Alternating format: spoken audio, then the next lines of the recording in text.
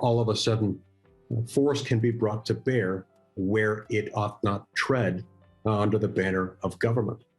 Force is there to make sure that we don't hurt each other or take each other's things, to make sure that we're protected from those on the outside of our country who would seek to harm us, and those who are within it who would destroy us and our rights.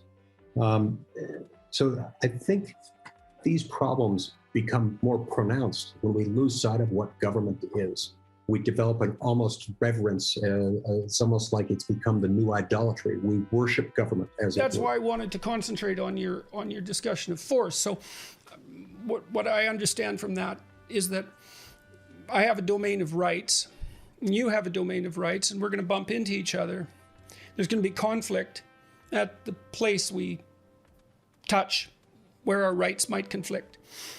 And what that'll mean is that there's the possibility of conflict breaking out there, and that might mean that I'm going to use force on you or you use force on me. Now, we could cede the right to that force to a third party, to another authority, and that takes away the necessity for us to use force. So, for example, I remember years ago, I can't remember, he was the governor of Massachusetts. He ran for president. He was asked at one point about an escapee from a prison who Michael Dukakis. That's right. Who was then raped someone, and Dukakis was asked about his personal response to that, how he would have responded if that had been someone he cared for who was attacked, for example. And his response wasn't. He didn't allow himself to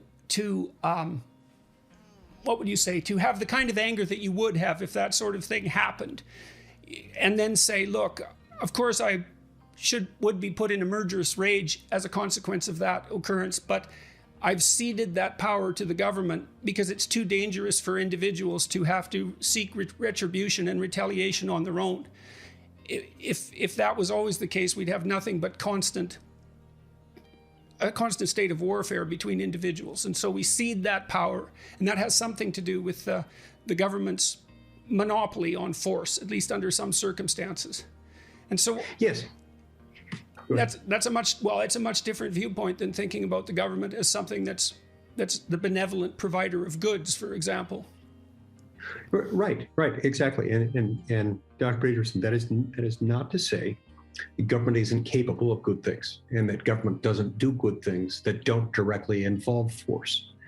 It is, however, important to remember that that's ultimately what government is force. The way government does things, the way it does anything everywhere, at least in our country, is that it collects taxes from the people. We have a number of different kinds of taxes in this country, as they do in many countries. But ultimately, that's how government operates. And while we call that a voluntary system, and in many ways it is or is supposed to be, ultimately we pay those, citizens pay those because they know that if they don't pay them, force will be brought to bear. People will come and there will be penalties attached to it if they don't pay them. That's why it's so important to remember that government is force. It uses force to do things that we need it to do. And as you say, it would be chaos, and it would also be terribly inefficient, and it would result in all kinds of problems. If every one of us had to be our own sheriff, our own Department of Defense, our own Army, and our own Navy, that would be problematic. Just the same, having delegated those things to a government, we have to remember what government is, why we have it, and utilize government for that which only government can do, and not attribute to it benevolence and omniscience and an omnipotence that most people reserve for deity if they believe in God. I want to get back to another point you made a moment ago about the role of religion. I'd recharacterize one of your observations about my comments there. I don't believe that the Constitution requires, in order for it to work, for anyone to cling to any particular religious belief, or for that matter, to any religious belief at all. In fact, by its own terms, it carves those things out and makes clear that government can't mess with those, but government also may not establish those things. It's important to have that boundary. Now, I think what you're referring to there is my comment about the fact that it helps to understand these things, if, as was the case in America at the time of America's founding, and as I believe is still the case with most Americans, when we understand that we are subject to an all-knowing, benevolent, and all-powerful creator to whom we will stand accountable at the end of this life.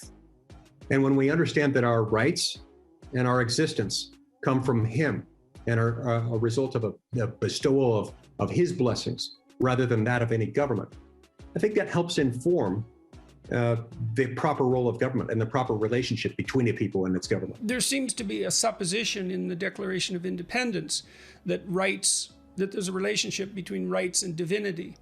And that is, I think you can think about that conceptually rather than purely religiously, although you can think about it both ways, is that there's a hypothesis that there's something transcendent about each individual that isn't subject to earthly definition, let's say, that always escapes definition. That's what makes it transcendent.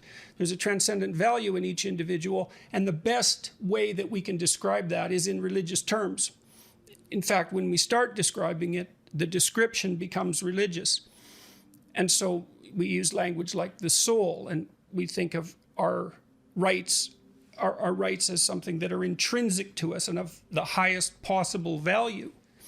And that is an assumption that has to be made before the statements that are in the Declaration of Independence can even get off the ground. That's why the people who crafted that document said that they held those truths to be self-evident. It's an a priori presupposition that there's something transcendent about each individual, and that's where sovereignty is placed. When I've done my attempts at historical analysis in monarchical systems, there's a relationship posited between the monarch and divinity, and the monarch is sovereign because of that relationship with divinity. And it's a complete transformation of the view of humanity that occurred over thousands and thousands of years, and certainly manifested itself in the American system, that sovereignty is actually something that is inherent in each individual, not just the aristocracy or the monarchy, or not just any single group of individuals, aristocrats or any specific group, but in each individual. And so that's exactly right. And were we not the offspring of God, created in his image, it would probably be harder to recognize that and to accept that as the